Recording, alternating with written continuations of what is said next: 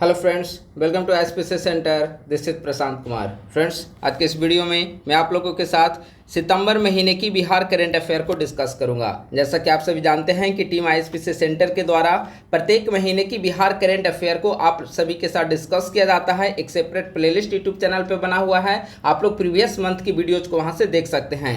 आज हम लोग सितंबर महीने की बिहार करंट अफेयर को डिस्कस करेंगे। 70वीं बीपीएससी प्रीलिम्स के लिए काफ़ी महत्वपूर्ण आज का वीडियो है, तो आप लोग काफ़ी गंभीरता पूर्वक आज का वीडियो को सुनेंगे। पहला प्रश्न है, पर्यटन को बढ़ावा देने के लिए गया जिले के किस स्थान पर दुनिया के 7 आश्चर्यों की प्रतिकृति तैयार की जा रही है? तो गया जिला में पर्यटन को बढ़ावा देने के लिए बिहार सरकार के द्वारा विश्व के 7 आश्चर्यों की प्रतिकृति को तैयार किया जा रहा है और गया जिला का वह स्थान है बोध गया के सिलौंजा में। ठीक है, यानी कि बिहार सरकार के द्वारा बोध गया के सिलौंजा में पर्यटन को बढ़ावा देने के ख्याल से, पर्यटन को बढ़ावा देने के उद्देश्य से दुनिया के 7 आश्चर्यों की प्रतिकृति को तैयार की जा रही है। तो आप लोग याद रखेंगे बोध गया का सिलौंजा स्थान।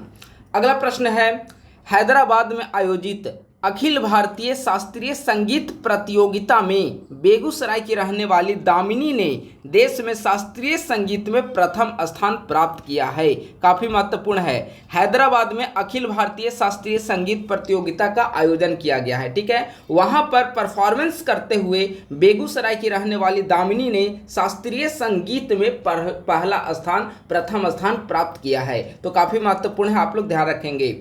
अगला है, वित्त वर्ष 24-25 में बिहार में धान खरीद का लक्ष्य 45 लाख मीट्रिक टन रखा गया है। ठीक है, देखिए पहले इसका जो उद्देश्य था, लक्ष्य रखा गया था 33 लाख मीट्रिक टन। ठीक है, लेकिन कुछ दिनों पहले इसे बढ़ाकर कर दिया गया है 45 लाख मीट्रिक टन। तो आप लोग याद रखेंगे वित्त वर्ष 24-25 के दौरान बिहार सरकार के द्वारा धान खरीद का जो लक्ष्य रखा गया, टारगेट रखा गया है 45 लाख मीट्रिक टन रखा गया है। ठीक है, अगला और काफ़ी महत्वपूर्ण है, बिहार ने हाल ही में एक दिन में 8005 मेगावाट बिजली आपूर्ति का नया रिकॉर्ड बनाया है।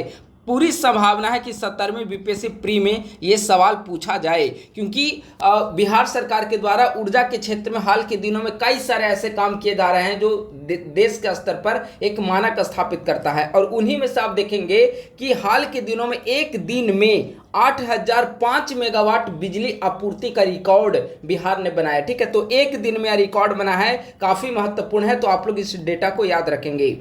बिहार का पहला स्पोर्ट क्लाइंबिंग वॉल पाटलिपुत्रा खेल परिसर में शुरू किया गया है, जिसकी लंबाई है 30 फीट। ठीक है, तो बिहार का पहला स्पोर्ट क्लाइंबिंग वॉल पाटलिपुत्र खेल परिसर में शुरू किया गया है।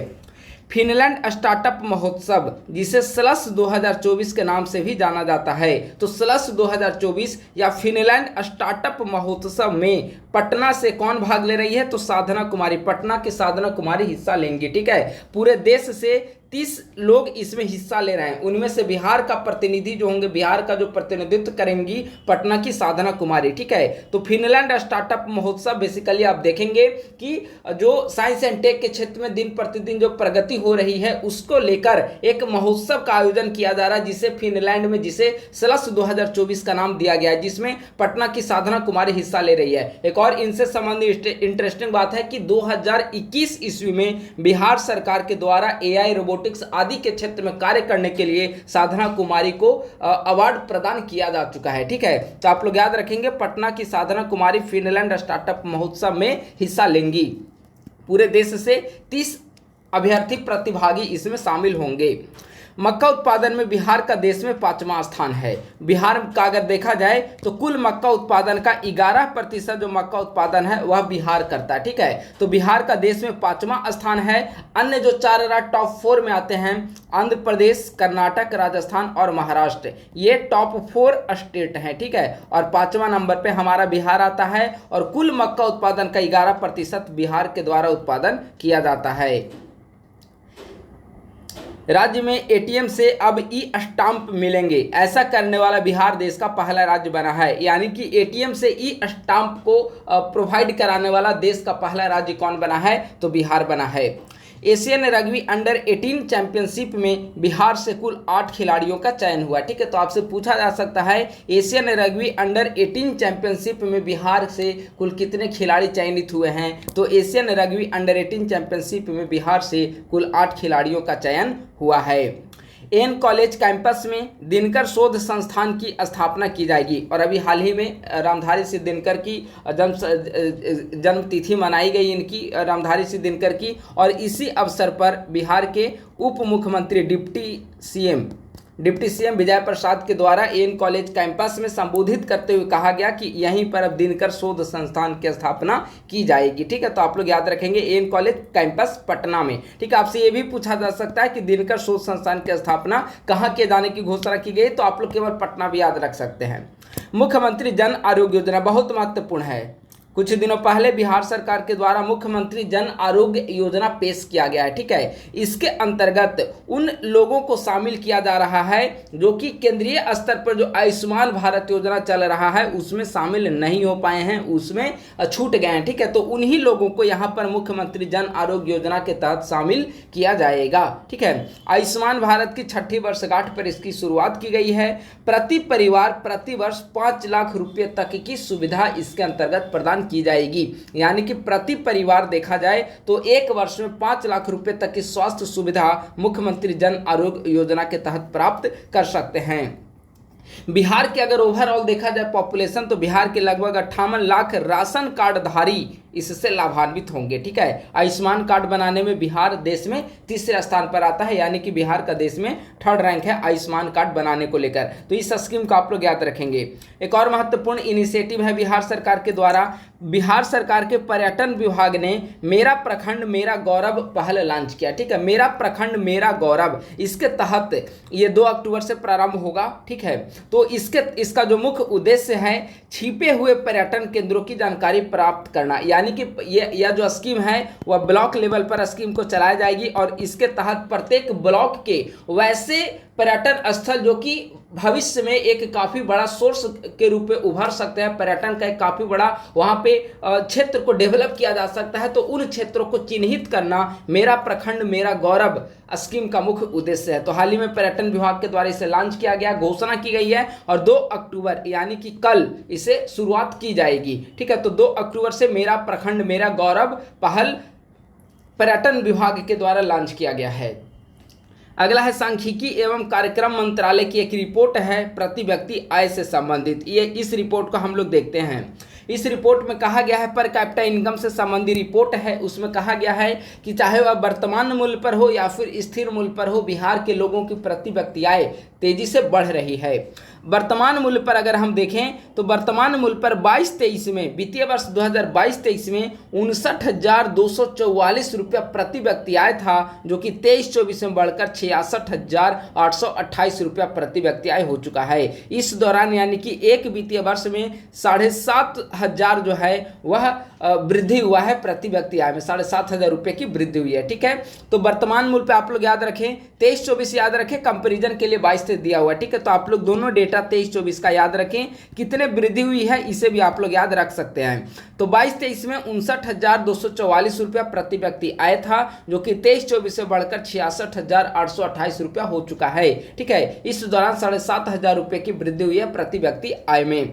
अगर स्थिर मूल्य देखा जाए तो स्थिर मूल्य में 2022-23 में 33,763 रुपया प्रति व्यक्ति आया था स्थिर मूल्य में। ठीक है, जो कि 23-24 वित्तीय वर्ष में बढ़कर 36,333 रुपया हो चुका है। ठीक है, तो स्थिर मूल्य पर अगर वृद्धि देखा जाए तो लगभग 2,500 रुपये प्रति व्यक्ति आय में वृद्धि हुई है। ठीक है, तो वर्तमान मूल्य का आप लोग याद रखेंगे 23-24 का 66 लगभग 67,000 रुपया और स्थिर मूल्य का आप लोग 23-24 का याद रखेंगे 36,300 रुपया। ठीक है, स्वच्छता ही सेवा अभियान, देखिए केंद्र सरकार की जो स्कीम है उसी की तर्ज पर बिहार सरकार के द्वारा उसी का एक खंड है। ठीक है, स्वच्छता ही सेवा अभियान पूरे भारत में 17 सितंबर से 2 अक्टूबर के बीच में मनाया जाता है। तो बिहार में स्वच्छता ही सेवा अभियान की शुरुआत हाजीपुर से की गई। कब से कब तक? 17 सितंबर से 2 अक्टूबर, यह एक पखवाड़े तक मनाया जाता है, यानी कि 15 दिन के लिए यह हर साल मनाया जाता है। तो इस बार बिहार में इसकी शुरुआत हाजीपुर से से हुई है और इसका थीम महत्वपूर्ण है। स्वच्छता ही सेवा अभियान का जो मेन थीम है इस बार का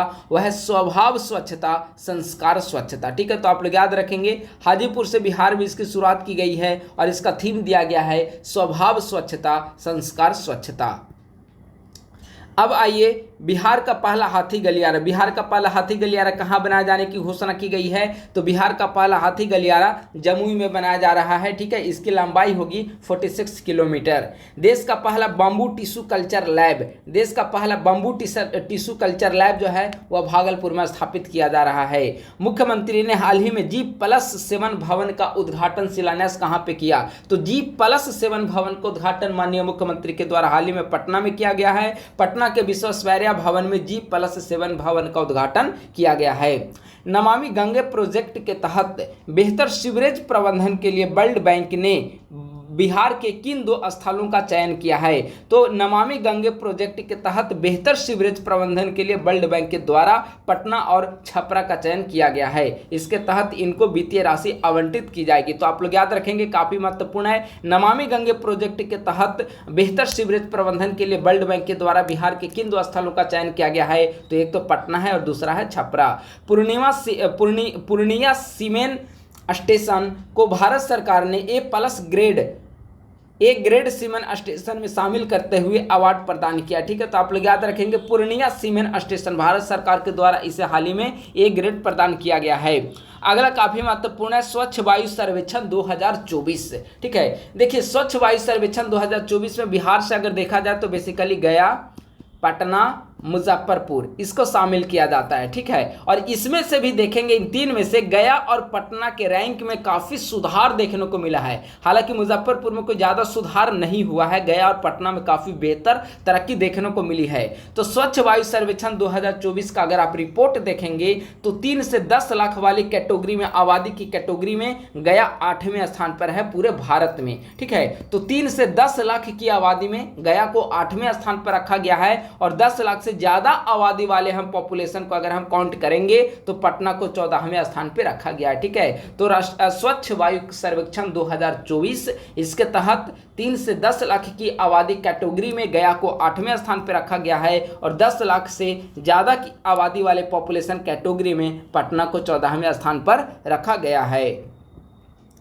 अगला है 7 निश्चय रैंकिंग, काफी महत्वपूर्ण है 7 निश्चय रैंकिंग। आप सभी जानते हैं कि बिहार सरकार के द्वारा 2015 से 20 के लिए 7 निश्चय पार्ट 1 लाया गया था और 2020 से 25 के लिए 7 निश्चय पार्ट 2 लाया गया है। तो अभी 7 निश्चय पार्ट 2 पे काम चल रहा है। तो सरकार के द्वारा 7 निश्चय रैंकिंग जारी की गई है। अगर 7 निश्चय रैंकिंग देखेंगे तो बिहार विकास मिशन के द्वारा जारी की गई। आप लोग याद रखेंगे, सवाल ये नहीं पूछेगा कि कौन पहला और कौन दूसरा है, सवाल ये भी पूछ सकता है कि 7 निश्चय रैंकिंग किसके द्वारा जारी की गई है। तो बिहार विकास मिशन के द्वारा रैंकिंग जारी की गई है। पहले स्थान पे अररिया और दूसरे स्थान पे बक्सर है और सबसे निम्न स्थान पे देखेंगे बॉटम जो स्थान है वह मधुबनी का है। ठीक है, तो पहला स्थान पे अररिया, दूसरा स्थान पे है बक्सर और लास्ट में आता है मधुबनी।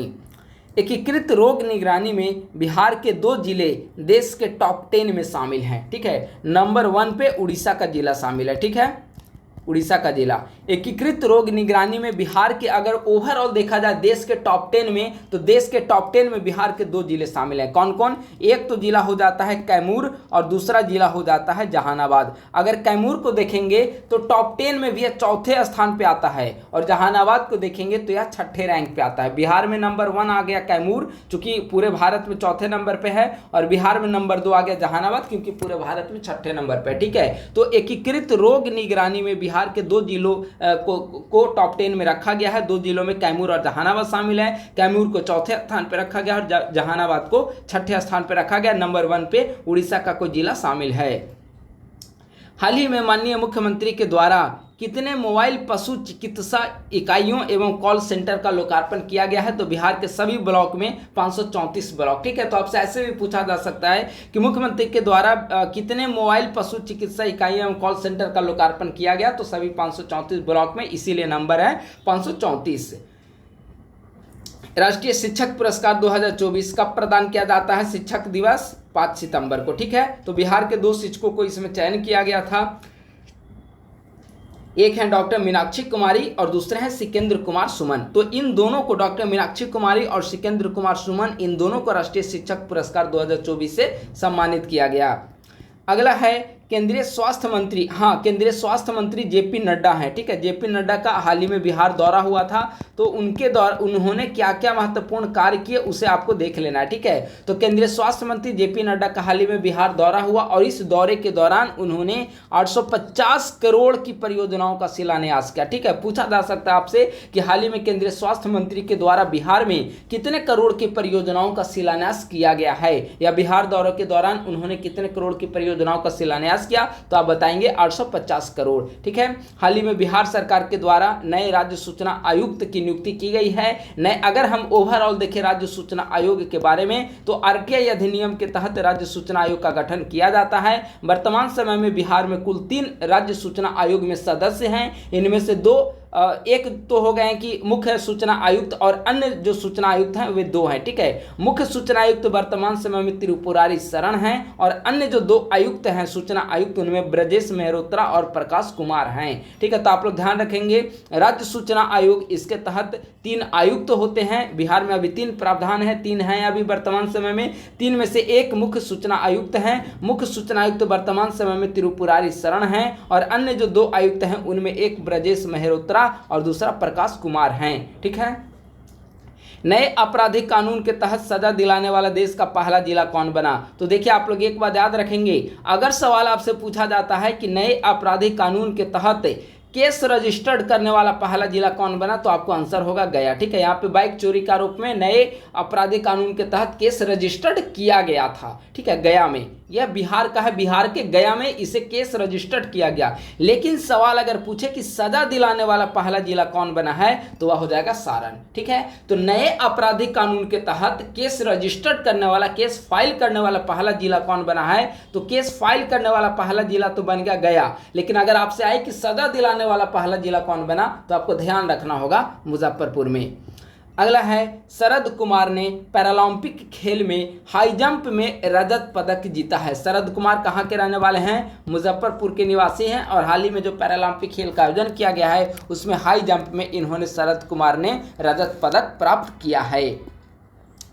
अगला है, हाल ही में माननीय मुख्यमंत्री के द्वारा जल जीवन हरियाली कार्यक्रम के तहत औरंगाबाद, डेहरी एवं सासाराम के लिए पेयजल आपूर्ति योजना का प्रारंभ किया गया है, और उस दौरे के दौरान उन्होंने डेहरी में विधि विज्ञान प्रयोगशाला की भी नींव रखी, ठीक है। तो आपसे पूछा जा सकता है, बहुत महत्वपूर्ण है, कि हाल ही में माननीय मुख्यमंत्री के द्वारा जल जीवन हरियाली कार्यक्रम के दौरान बिहार के जल जीवन हरियाली कार्यक्रम के तहत बिहार के किन क्षेत्रों में पेयजल आपूर्ति योजना का शुभारंभ किया गया है? तो कौन कौन क्षेत्र हैं? औरंगाबाद, डेहरी और सासाराम। डेहरी में विधि विज्ञान प्रयोगशाला की भी नींव रखी गई। बक्सर निवासी मूर्तिकार पिंटू प्रसाद को हस्तशिल्प में राष्ट्रीय पुरस्कार प्रदान किए जाने की घोषणा की गई है, ठीक है। तो बक्सर निवासी मूर्तिकार पिंटू प्रसाद को हस्तशिल्प में भारत सरकार के द्वारा नेशनल अवार्ड प्रदान किया जाएगा। अगला काफ़ी महत्वपूर्ण है, हाल ही में यह रिपोर्ट आई है, 3-4 दिनों की पहले की यह न्यूज़ है।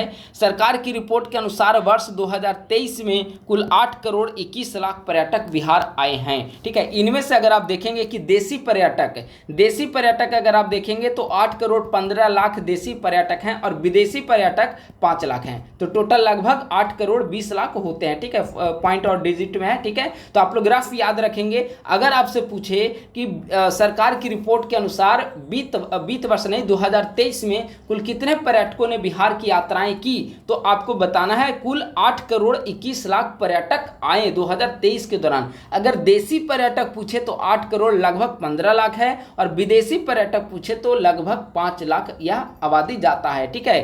तो आप लोग याद रखेंगे 8 करोड़ 21 लाख टोटल पर्यटक आए हैं। और आज का हम लोग महत्वपूर्ण डिस्कस कर रहे हैं, काफ़ी महत्वपूर्ण है यह, गुड़ प्रोत्साहन नीति की मंजूरी बिहार सरकार के द्वारा हाल ही में प्रदान की गई है। और यह जो गुड़ प्रोत्साहन नीति बिहार सरकार के द्वारा प्रदान की गई है, इसकी मंजूरी प्रदान की गई है। इसके तहत 2024 में सरकार के द्वारा 81 इकाइयाँ स्थापित किए जाने का लक्ष्य रखा गया है। गुड़ प्रोत्साहन नीति के तहत सरकार ने इन 81 इकाइयों को स्थापित करने के लिए 12 करोड़ लगभग 12.5 करोड़ यानी कि 12.40 करोड़ रुपए की स्वीकृति प्रदान की है। तो 12.5 करोड़ रुपए 81 इकाइयों की स्थापना के लिए गुड़ प्रोत्साहन नीति के तहत बिहार सरकार के द्वारा मंजूरी प्रदान की गई है। ठीक है, अब आइए कि जो सरकार ने नीति अपन बनाई है गुड़ प्रोत्साहन नीति, इसके तहत कैसे अनुदान दिए जाएंगे। हो सकता है आपसे सवाल यहाँ पर स्टेटमेंट में पूछ लिया जाए। ठीक है, कि हाल ही में बिहार सरकार के द्वारा